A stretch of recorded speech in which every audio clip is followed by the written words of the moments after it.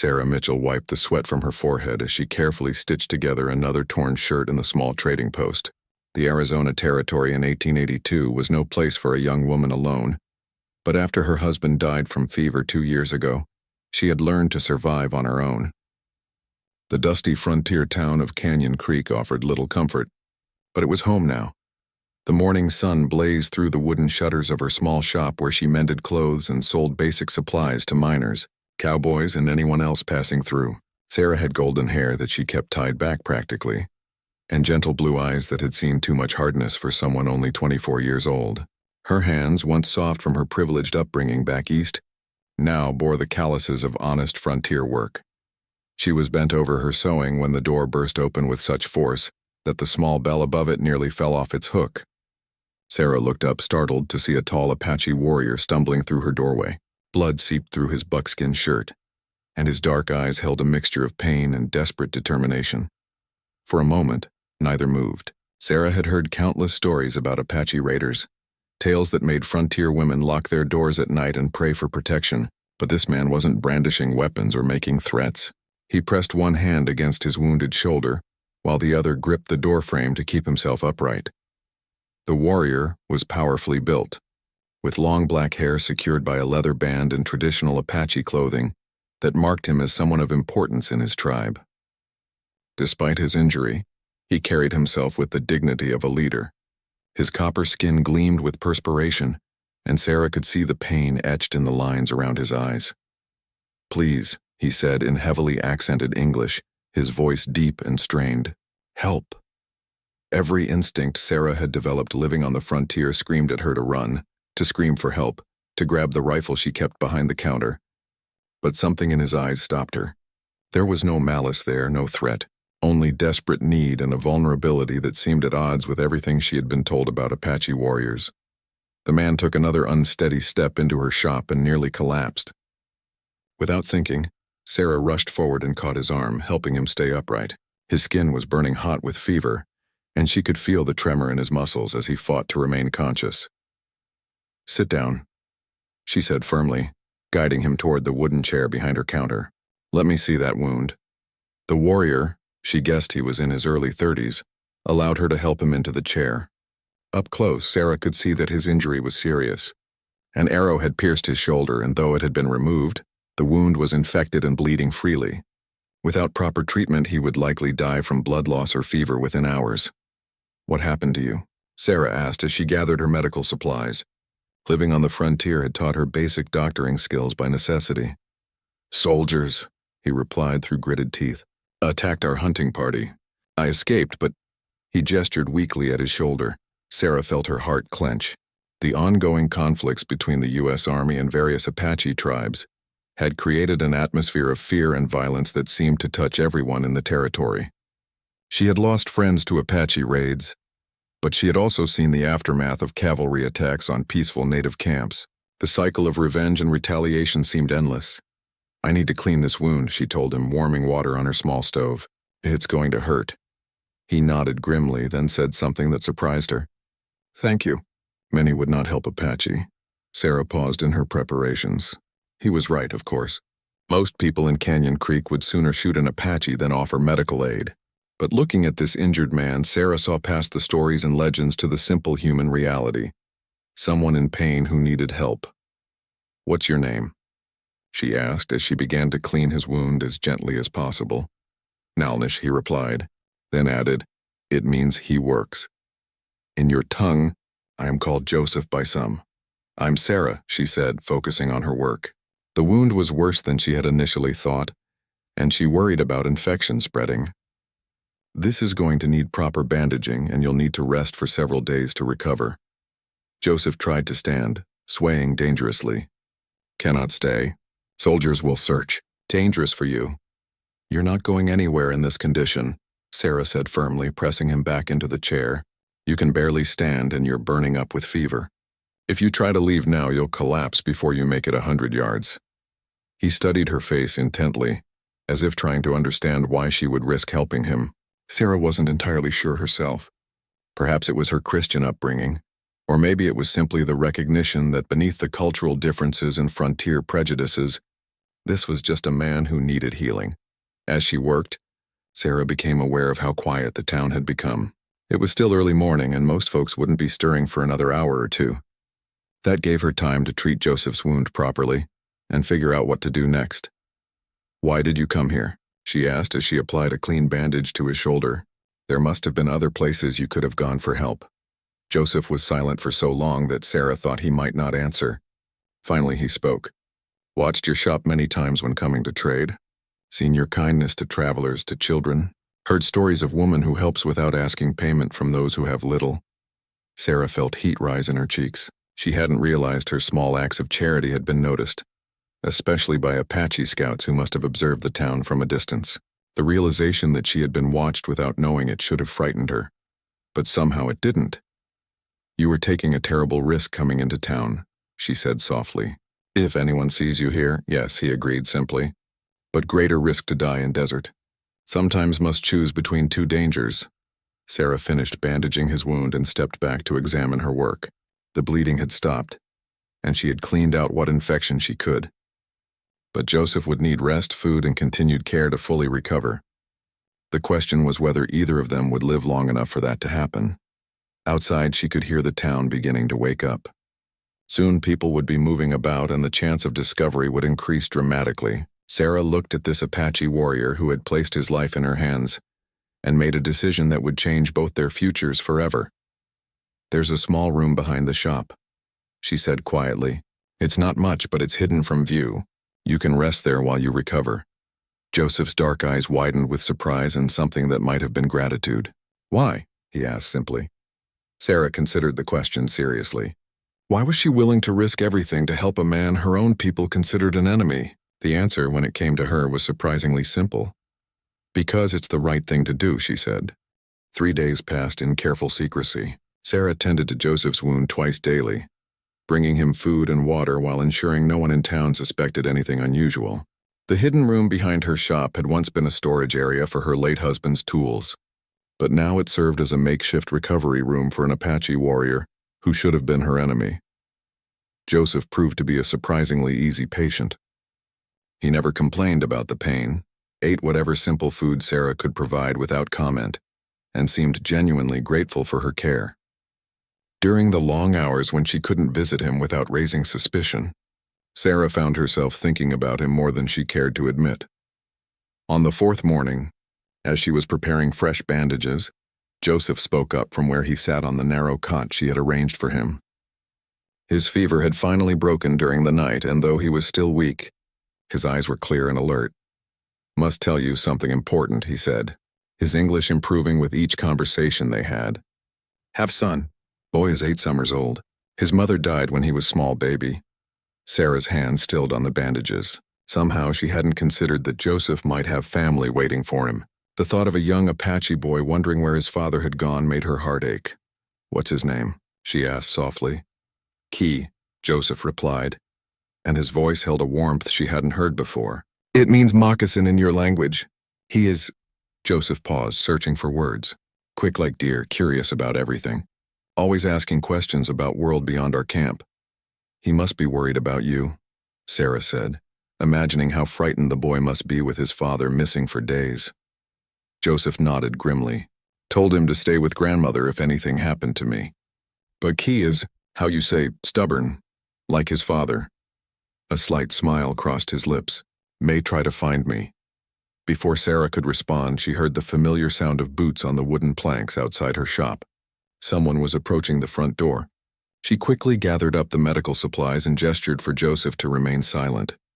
"Stay quiet," she whispered, then hurried out to the main shop area just as the door opened.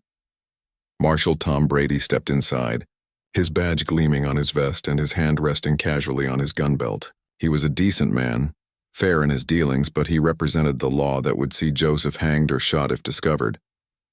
"Morning, Mrs. Mitchell," Brady said, touching the brim of his hat politely. "Hope you don't mind me stopping by, but we've had some concerning reports." Sarah's heart pounded, but she kept her voice steady. "What kind of reports, Marshal?"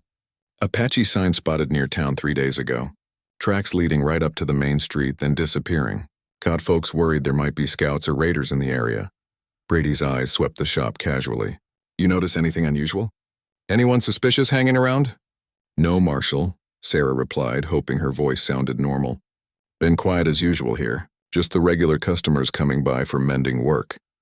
Brady nodded, but his eyes lingered on a few drops of water near the back counter, where Sarah had been preparing fresh bandages. You feeling all right, Mrs. Mitchell? Look a bit peaked lately.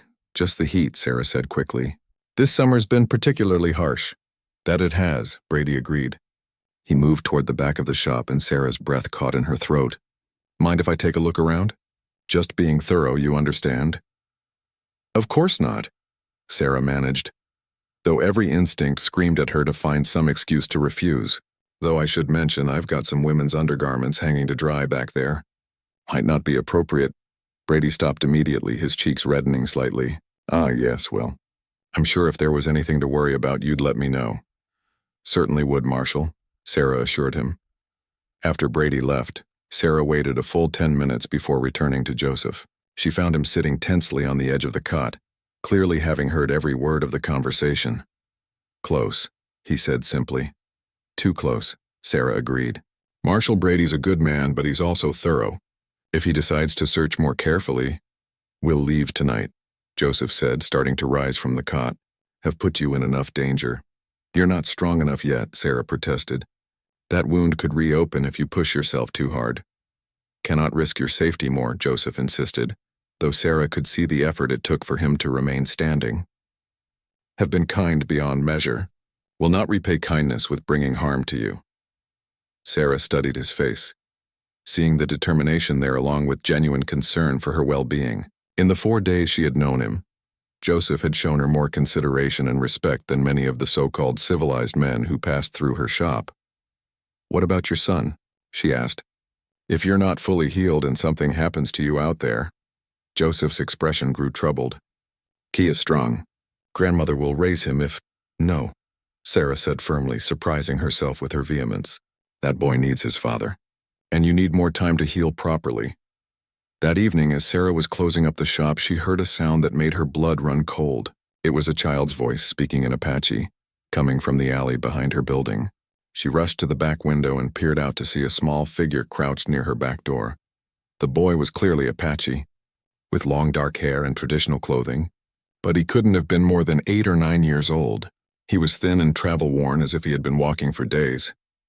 Even in the gathering darkness, Sarah could see the resemblance to Joseph in the child's features. This had to be Key. Sarah hurried to the hidden room where Joseph was resting. Your son is here, she whispered urgently. Joseph's eyes went wide with alarm and joy in equal measure. Key, here? How did he... He's outside the back door, Sarah said. He looks like he's been traveling alone for days. Joseph struggled to his feet despite his injury. Must go to him. He should not be here, but if he has come so far... Sarah made another split-second decision that went against all frontier wisdom. Bring him inside. Quickly, before someone sees him. She opened the back door carefully and gestured to the small figure huddled there. The boy looked up at her with eyes identical to his father's, full of wariness and desperate hope. Key? She said softly. The boy nodded and spoke rapidly in Apache. Sarah didn't understand the words, but she could hear the question in his voice. Your father is here, she said gently. He's safe. The moment Joseph appeared in the doorway, despite his obvious weakness, the boy launched himself into his father's arms. Joseph caught him carefully, mindful of his injured shoulder, and spoke quietly in their native language. Sarah watched the reunion with tears in her eyes, understanding without words the relief and love passing between father and son. But even as she witnessed this touching moment, Sarah knew that harboring both an Apache warrior and his child had just made her situation infinitely more dangerous. The presence of 2 Apache refugees in her shop would be impossible to hide for long, and discovery now would likely mean death for all 3 of them. Yet as she watched Key cling to his father and saw the gratitude in Joseph's eyes, Sarah knew she couldn't turn them away. Whatever came next, she was committed now to seeing this through to the end. The next morning brought new challenges that Sarah hadn't anticipated. While Joseph slept fitfully, still recovering from his injury, his son Key proved to be wide awake, curious, and completely fascinated by everything in Sarah's shop. The boy had clearly inherited his father's intelligence, but combined it with the natural boldness of childhood. Sarah watched nervously as Key examined her sewing machine, running his small fingers over the metal parts and trying to understand how it worked. He picked up spools of thread, holding them up to the light and marveling at the different colors. When he discovered her collection of buttons, his eyes lit up with delight. He's never seen things like this before, Joseph explained quietly when he woke to find his son completely absorbed in exploring Sarah's possessions. Our people make what we need, but these tools, these materials, very different from our ways. Sarah knelt down beside Key and showed him how the sewing machine worked, carefully demonstrating how the needle moved up and down. The boy watched intently, then looked up at her with a smile that transformed his serious little face completely. He wants to try, Joseph translated after Key spoke rapidly in Apache. Maybe just for a moment, Sarah said, guiding Key's small hands to the wheel that operated the machine. Very gently. As Key successfully made a few stitches in a piece of scrap fabric, his face glowed with pride and accomplishment. He showed his father what he had done, chattering excitedly in their language. He says he wants to learn to make clothes like you do, Joseph said, and Sarah could hear the mixture of amusement and concern in his voice. Says maybe Apache people could use such machines. The innocent comment struck Sarah deeply. Here was a child who saw possibilities for his people to adapt and learn, rather than viewing her world as something to be feared or destroyed. It made her think about how many opportunities for understanding had been lost to prejudice and violence on both sides, but their peaceful morning was interrupted by the sound of multiple horses approaching the shop. Sarah rushed to the front window and felt her heart sink. Marshal Brady had returned, and this time he wasn't alone. 3 other men rode with him, including Jake Morrison, the town's blacksmith and one of its most vocal opponents of any dealings with Apache people. Back room, quickly, Sarah whispered urgently to Joseph and Key. And stay absolutely silent, no matter what you hear. Joseph immediately grasped the danger. He gathered Key close and spoke quietly but firmly to him in Apache. The boy's eyes grew wide and serious, and he nodded solemnly. Even at his young age, he understood that their lives depended on remaining hidden. Sarah barely had time to hide the evidence of her guests before the men entered her shop. Marshal Brady looked grimmer than she had ever seen him, and Jake Morrison's face was set in hard, unforgiving lines. Mrs. Mitchell, Brady said without his usual politeness, we need to search your premises thoroughly. We've had reliable reports of Apache activity in this immediate area. What kind of reports? Sarah asked, trying to keep her voice steady. Young Apache boy was spotted at the creek early this morning, Jake Morrison said harshly. Indian tracks all around the water source? Could be scouts for a larger war party. Sarah's blood chilled. Someone had seen Key, probably when he was getting water before dawn. The boy had been careful, but in daylight, his tracks would have been visible to anyone who knew how to read them. I assure you. Marshal, there's no one here but me, Sarah said. Nothing personal. Mrs. Mitchell, Brady replied, but his tone remained official. But we have to check everywhere. Too many lives at stake if there are hostiles hiding in town. The men began a systematic search of her shop, moving through every room and checking every possible hiding place. Sarah's heart pounded as they approached the back area where she had concealed the entrance to the hidden room, behind a strategically placed wardrobe and hanging blankets. Jake Morrison pushed aside the hanging laundry and studied the wall carefully. This looks different somehow, he muttered.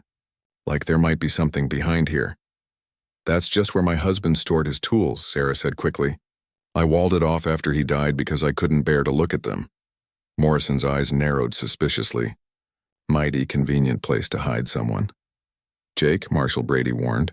Mrs. Mitchell's been through enough loss. No cause to be cruel about it. But Morrison wasn't deterred.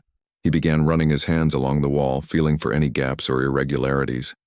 Sarah watched in growing terror, knowing that discovery was only moments away. Then something unexpected happened. From the hidden room came the sound of a child crying softly, but the cry was quickly muffled as if someone had covered the boy's mouth to keep him quiet. Morrison froze. You hear that? Hear what? Brady asked. Sounded like a child crying. Sarah's mind raced desperately. Probably just the wind through the gaps in the boards, she suggested. This old building makes all sorts of strange noises, but Morrison was already pulling at the wardrobe, trying to move it aside. Sarah knew that in seconds Joseph and Key would be discovered and all 3 of them would likely be killed. Stop, she said firmly, stepping between Morrison and the wardrobe. Why? Morrison demanded. What are you hiding, widow woman? Before Sarah could answer, the decision was taken out of her hands. The wardrobe shifted slightly and Joseph appeared in the gap, his hands raised peacefully but his body positioned protectively in front of his son. No harm, Joseph said calmly, looking directly at Marshal Brady. Come only for healing. Leave when strong enough. The reaction was immediate and explosive. Morrison went for his gun and the other men shouted in alarm. Only Marshal Brady remained relatively calm, though his own hand moved to his weapon. Everyone stay calm, Brady ordered sharply. Nobody needs to get shot here. Are you insane? Morrison snarled. There's a hostile Apache in town, probably scouting for an attack, and you want to stay calm? Look at him, Brady said quietly. He's injured, unarmed, and protecting a child.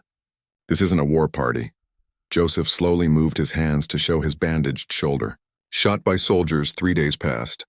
This woman gave healing when others would give death. No threat to town people. Key peeked around his father's legs, and Sarah felt her heart break at the terror in the child's eyes. The boy clung to Joseph's leg, clearly frightened by the hostile faces and drawn weapons surrounding them. That's the boy that was spotted at the creek, one of the other men said. Just a kid. Apache kid, Morrison corrected harshly. They grow up to be Apache warriors. Better to deal with the problem now. The casual cruelty of the statement shocked Sarah into action. Without thinking, she stepped between Morrison and the child, her own protective instincts overriding her fear. You'll have to go through me first, she said with quiet determination. Morrison stared at her in disbelief. You're protecting them? Do you have any idea what these people do to settlers? I know what this man and his son have done, Sarah replied steadily.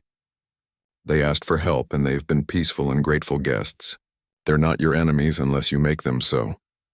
Marshal Brady studied the scene carefully, weighing his options. Sarah could see him taking in Joseph's obvious injury, the child's fear, and her own determined stance between them and Morrison's drawn gun. Finally, he made his decision. Put the gun away, Jake, Brady ordered. We're going to handle this civilized. Civilized? Morrison spat. With Apaches? With people, Brady corrected firmly. Injured people who came seeking help. The tension in the room remained explosive, and Sarah knew that the next few minutes would determine whether they all lived or died. Everything now depended on Marshal Brady's sense of justice and his willingness to see past the prejudices that had shaped frontier attitudes for so long. Marshal Brady's decision to approach the situation with reason rather than violence created a tense standoff in Sarah's small shop. Jake Morrison reluctantly holstered his weapon, but his face remained hard with barely contained anger. The other two men looked uncertain, clearly uncomfortable with the idea of showing mercy to Apache refugees, but unwilling to directly defy the marshal. Now then, Brady said, addressing Joseph directly, you say you were shot by soldiers. Which unit? Joseph straightened despite his obvious pain. Bluecoats came at dawn. Attacked hunting party near Red Rock Canyon. We were taking deer for winter food, nothing more. They shot without warning. That would be Captain Harrison's patrol, one of the other men muttered. Heard they had a skirmish with hostiles 3 days back. We were not hostile, Joseph said firmly. Hunting only. Have papers from Indian agents saying allowed to hunt in that area. He gestured toward his belongings. Can show. Sarah watched Marshal Brady's face carefully as he processed this information. She could see him weighing the evidence, trying to determine the truth of the situation. Even if that's so, Morrison interjected, he's still an Apache in our town, hiding where he shouldn't be. That's reason enough to arrest him. Or hang him, added one of the other men. Key, who had been silent and frightened throughout the confrontation, suddenly stepped out from behind his father's legs. Before anyone could stop him, he walked directly to Sarah and wrapped his small arms around her waist, pressing his face against her apron. The gesture was so trusting and innocent that it seemed to change the entire atmosphere in the room. Here was a terrified child seeking comfort from the woman who had shown his family kindness, and even the hardest hearts couldn't ignore the simple humanity of the moment. Sarah instinctively put her arms around the boy, holding him protectively. It's all right, she whispered, though she wasn't sure it was true. Joseph spoke quietly in Apache to his son, clearly trying to explain the danger they were all in. But Key shook his head and clung more tightly to Sarah, speaking rapidly in his own language.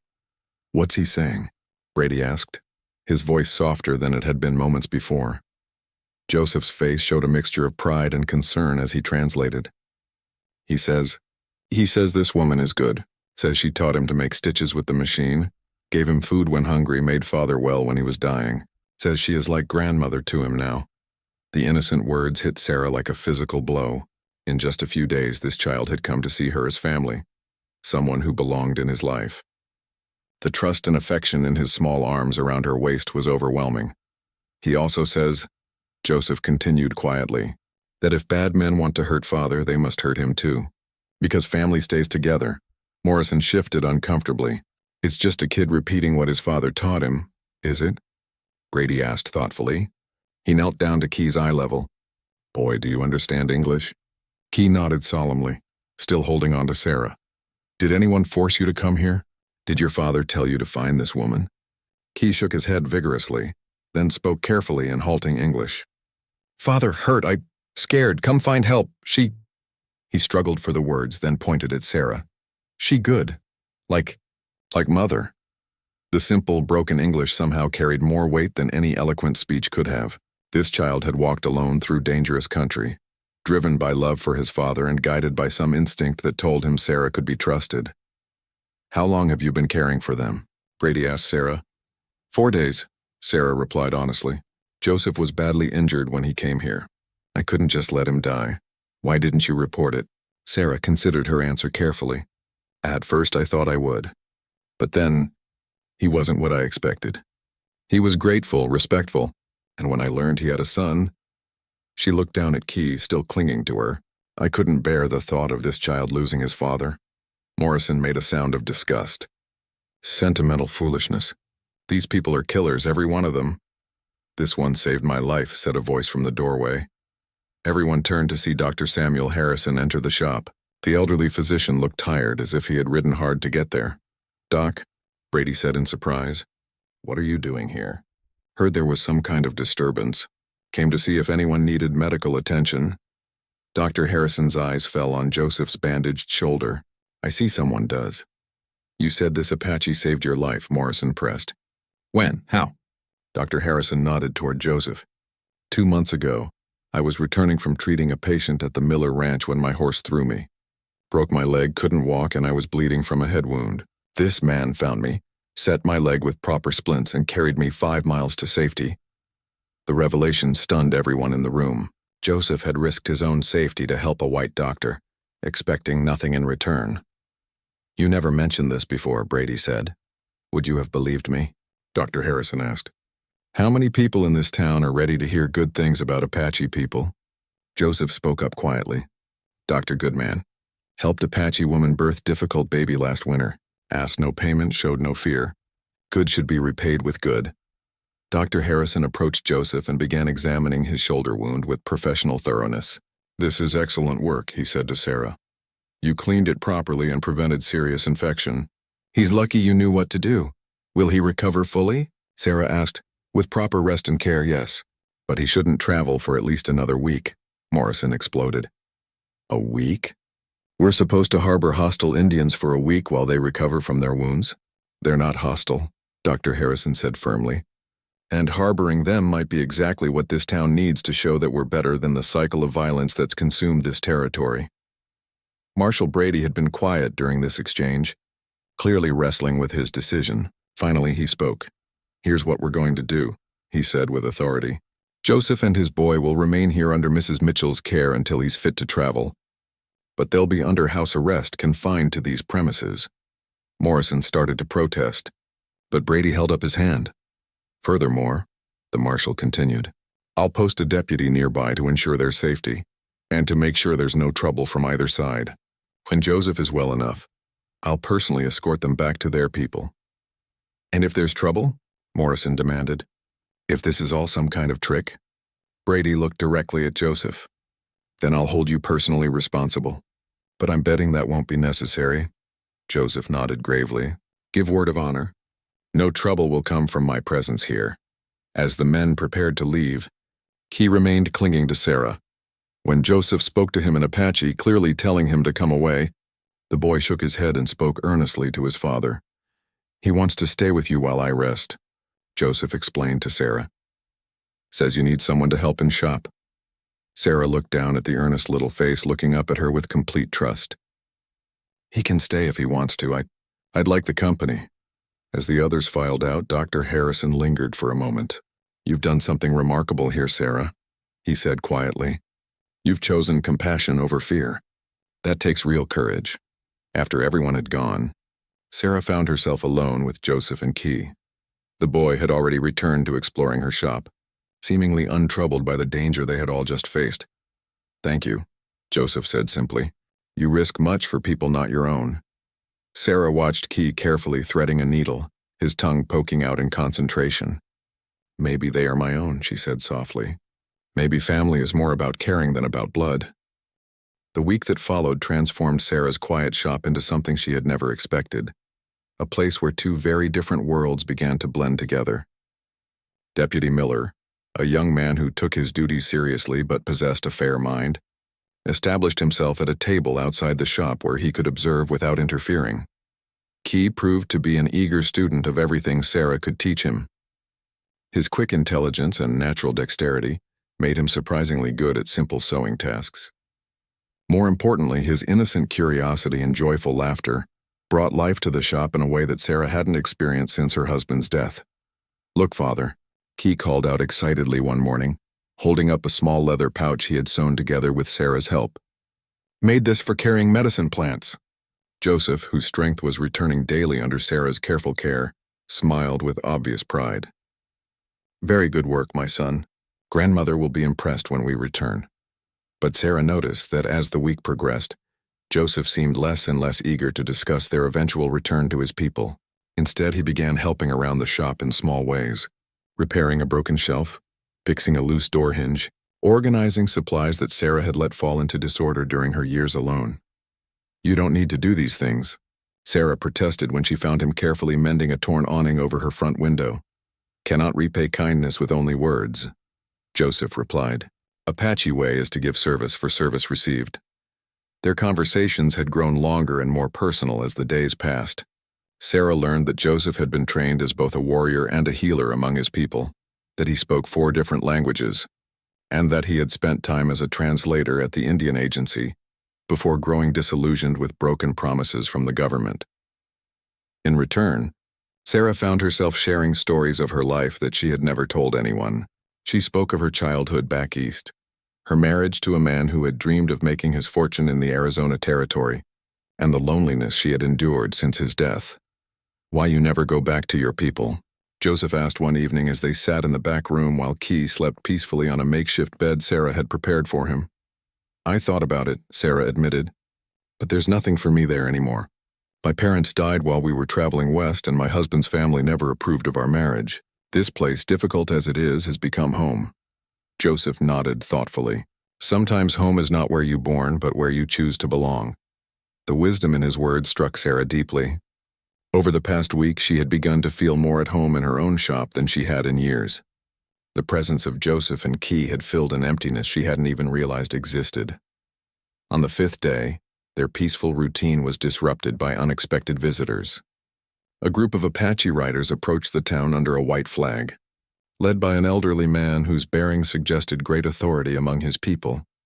Deputy Miller immediately sent word to Marshal Brady, and within an hour, a tense gathering had assembled in front of Sarah's shop. The Apache delegation, numbering about 8 men, sat their horses with dignity while the townspeople gathered at a respectful but wary distance. The elderly leader spoke in Apache, and Joseph translated from inside the shop. "This is Many Horses, chief of our band. He comes to ask about missing Hunter and his grandson." Marshal Brady stepped forward. "Tell him the man and boy are safe, being cared for while the man recovers from his wounds." Joseph translated, and Many Horses replied at length. His tone was stern but not hostile. "He says he is grateful for care given to his son and grandson," Joseph translated, "but he asks why they are held when they committed no crime." "They're not prisoners," Brady replied. "They're under protection while the man heals. There are people in town who might harm them if they weren't under my watch." This exchange continued for several minutes, with Joseph serving as translator between two sides that had little reason to trust each other. Sarah watched from her window, noticing how skillfully Joseph managed the conversation, subtly softening harsh words from both sides while ensuring the meaning remained clear. Finally, Many Horses made what was clearly a formal request. Joseph hesitated before translating. He asks to see his son and grandson to confirm they are well and have been treated with honor. Marshal Brady considered this carefully. I suppose that's reasonable, but only the chief and only for a few minutes. Sarah's heart pounded as Many Horses dismounted and approached her shop. This was Joseph's father, she realized, and the resemblance was clear in their bearing and features. The old chief was a man who commanded respect, someone accustomed to making decisions that affected many lives. When Many Horses entered the shop, Key immediately ran to him, chattering excitedly in Apache. The old man's stern expression softened as he embraced his grandson, and Sarah could see the relief in his eyes at finding the boy safe and well. Joseph spoke respectfully with his father, clearly explaining everything that had happened. Many Horses listened carefully, occasionally asking questions that Joseph answered with obvious honesty. Then Many Horses turned his attention to Sarah. His eyes, so like Joseph's but tempered by many more years of experience, studied her carefully. When he spoke, his English was accented but clear. "You are the woman who saved my son's life." "I only did what anyone should do," Sarah replied, feeling suddenly nervous under his penetrating gaze. "No," Many Horses said firmly. "Many would not. You risk much to show kindness to Apache people. This is not forgotten." He reached into a leather pouch at his belt and withdrew something wrapped in soft buckskin. Unwrapping it carefully, he revealed a beautiful silver bracelet adorned with turquoise stones. "This belonged to my wife, Joseph's mother," he said, offering it to Sarah. "She would want woman who saved her son to have it." Sarah stared at the bracelet in amazement. It was clearly a treasured family heirloom, something of great sentimental value. "I couldn't possibly accept something so precious," she protested. "Apache way," Many Horses said simply. "Gift given with honor must be received with honor, or giver is insulted." With trembling hands, Sarah accepted the bracelet. The silver was warm to the touch, and the turquoise stones seemed to capture the light like pieces of the desert sky. "Thank you," she whispered, tears threatening to fall. "I'm honored by your trust." Many Horses nodded approvingly, then spoke again with Joseph in their own language. Sarah could tell from Joseph's responses that this was a serious conversation, one that would determine what happened next. Finally, Many Horses turned back to Sarah. "My son says you have become like family to his boy. Says boy loves you as he would love his own mother." Sarah looked at Key, who was watching the adults with serious eyes, clearly understanding that important decisions were being made about his future. "And what do you think of that?" Sarah asked carefully. Many Horses was quiet for a long moment, studying her face. "Think maybe Apache and white people not so different when hearts are good. Think maybe boy could learn much from woman with such generous spirit." The implication of his words hit Sarah like lightning. Was he suggesting that Key could stay with her? That this arrangement could become something permanent? "My people move soon to winter camp," Many Horses continued. "Long journey, hard for wounded man. Better maybe if Joseph and boy stay here until spring, until he fully strong again." Sarah's heart leaped with hope, but she tried to keep her voice steady. They would be welcome to stay as long as needed. Many Horses smiled for the first time since entering the shop, and Sarah could see where Joseph had inherited his warmth. "Good, is settled then. Joseph and Key stay with you through winter. In spring we see what hearts tell us to do." As the Apache delegation prepared to leave, Sarah realized that her life had just taken another dramatic turn. What had begun as a simple act of medical mercy had become something much larger. The beginning of a new kind of family, one that crossed cultural boundaries and challenged everything she had believed about the divisions between their peoples. Standing in her doorway with Joseph beside her and Key's small hand in hers, Sarah watched Many Horses ride away. The old chief turned back once to look at them, and Sarah thought she saw approval in his expression. "Well," she said softly, "I suppose we should start planning for winter." Joseph's hand briefly touched her shoulder, a gesture both grateful and protective. "Yes," he agreed. "We plan for winter and maybe for spring and maybe for whatever comes after." Key tugged on Sarah's apron and looked up at her with shining eyes. "Stay with you?" he asked in careful English. Sarah knelt down to his level and smoothed his dark hair. Yes, sweetheart. Stay with me. As the three of them went back into the shop that had become their shared home, Sarah realized that sometimes the most important journeys begin not with a destination in mind, but with a simple willingness to help someone in need. Winter arrived early that year, bringing with it a peace that Sarah had never known before. The arrangement that had begun as temporary necessity had evolved into something that felt natural and right. Joseph's strength had returned completely, but instead of preparing to leave, he had settled into life in Canyon Creek with a contentment that surprised everyone, including himself. The townspeople's initial suspicion had gradually given way to grudging acceptance and, in some cases, genuine respect. Joseph's skills as a healer became known when he successfully treated a difficult case of blood poisoning that Dr. Harrison had feared might prove fatal. His knowledge of desert plants and natural remedies complemented the doctor's medical training, and the two men developed a friendship that bridged their different worlds. Key had become something of a town mascot, charming even the most hard-hearted residents with his eagerness to learn and his infectious laughter. He had mastered basic English with remarkable speed and could often be found helping other shopkeepers, always eager to earn a penny or two that he proudly contributed to Sarah's household. But it was the subtle changes in Sarah herself that were most remarkable. The loneliness that had shadowed her eyes for 2 years had disappeared, replaced by a warmth and vitality that made her seem years younger. She laughed more often, smiled more easily, and moved through her days with a sense of purpose that went beyond mere survival. One snowy evening in February, as the three of them sat around the small stove in the back room, Key fell asleep between Sarah and Joseph, his head pillowed on Sarah's lap. The scene was so peaceful, so perfectly domestic that it took Sarah's breath away. "He trusts you completely," Joseph said softly, watching his son sleep. "More than trust. He loves you as he would love his own mother." Sarah stroked Key's dark hair gently. "I love him too, more than I ever thought possible." Joseph was quiet for a moment, then said, "And what of his father? What do you feel for him?" The question hung in the air between them, loaded with possibilities and unspoken hopes. Sarah had been avoiding this conversation for weeks, afraid to examine her own feelings too closely. "I don't know," she said honestly. "Everything happened so fast and there's so much that divides us." "Or brings us together," Joseph countered gently. "Your people and mine, they see only differences. But you and I, we see more clearly now, yes?" Sarah looked at him in the flickering light of the stove. His dark eyes held such warmth, such understanding, that her heart ached with the complexity of what she felt.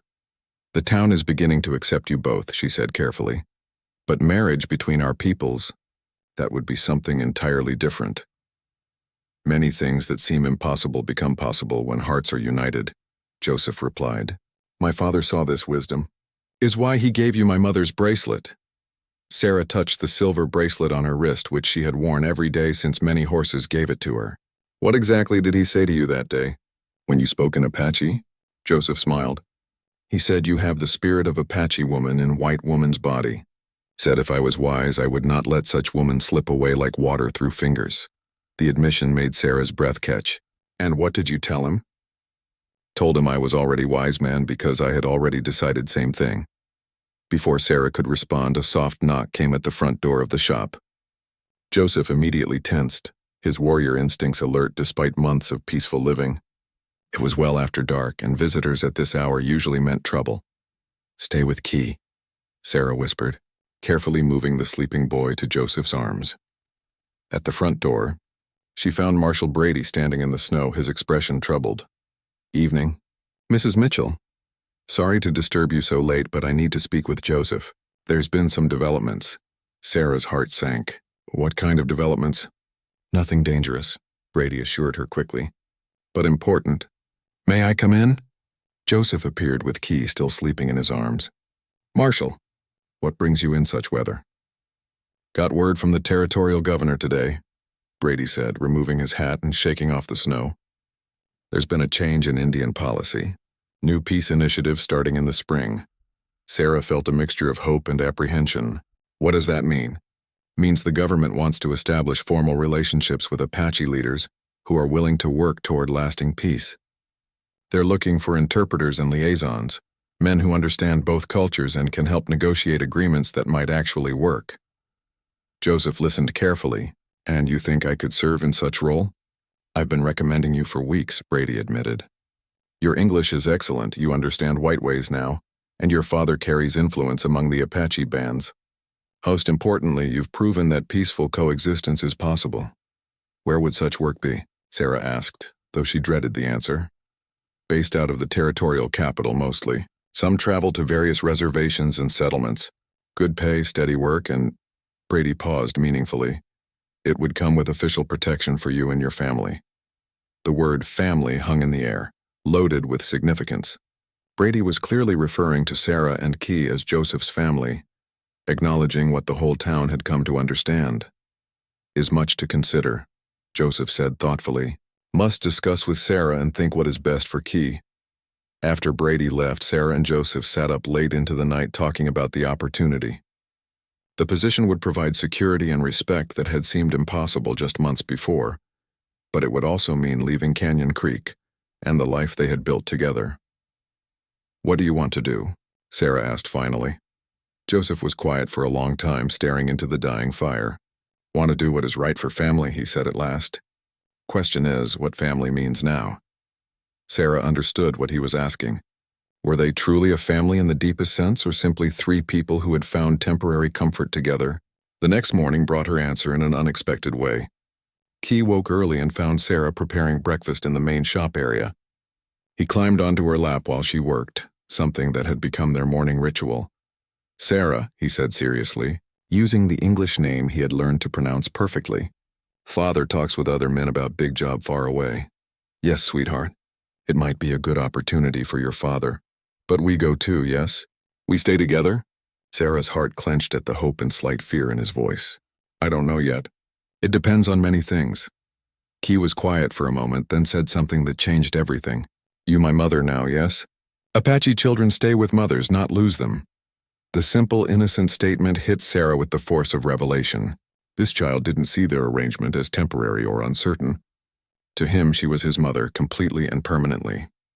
The idea of being separated from her was as unthinkable as any other family being torn apart. Oh, sweetheart, Sarah whispered, holding him tight. Yes, I'm your mother now, and mothers never leave their children. Joseph appeared in the doorway, having heard the conversation. His eyes met Sarah's over Key's head, and she saw her own emotions reflected there, love, hope, and the recognition that they had already become the family they were afraid to claim. Then we go together, Joseph said simply. Family stays together no matter where path leads. That afternoon, Sarah closed her shop early and walked with Joseph and Key to Marshal Brady's office. When they emerged an hour later, they carried official documents that would change their lives forever. Joseph's appointment as a territorial liaison, Key's enrollment in the territorial school system, and most importantly, Sarah's application for a marriage license. Standing in the snow outside the marshal's office, with Key between them and their hands joined, Sarah looked up at the man who had stumbled into her shop as a wounded stranger and become the center of her world. Are you sure about this? She asked one last time. We'll face many challenges, and not everyone will accept our marriage. Joseph lifted her hand to his lips and kissed the silver bracelet his mother had worn, the bracelet that had become a symbol of their unlikely love story. Apache proverb says, "The path that leads to happiness is rarely the easiest one," he said with a smile, "but always worth walking when you walk with right person." As spring arrived and they prepared to begin their new life together in the territorial capital, Sarah often thought about that first morning when Joseph had stumbled through her door. She had thought she was simply helping a wounded man, but she had actually been opening her heart to a love that would reshape her entire world. Looking back, she realized that sometimes the most important moments in life come disguised as simple acts of kindness. She had given Joseph healing when he needed it most, but in return, he had given her something far more precious, a family, a purpose, and a love that proved that the human heart recognizes no boundaries when it finds its true home. The Apache hunter had indeed brought her something to mend, not just his injury, but the broken places in her own heart that she hadn't even known existed. And when his child wrapped arms around her with complete trust and love, she discovered that some bonds are stronger than blood. Some families are chosen rather than born. And some love stories begin not with romance but with compassion,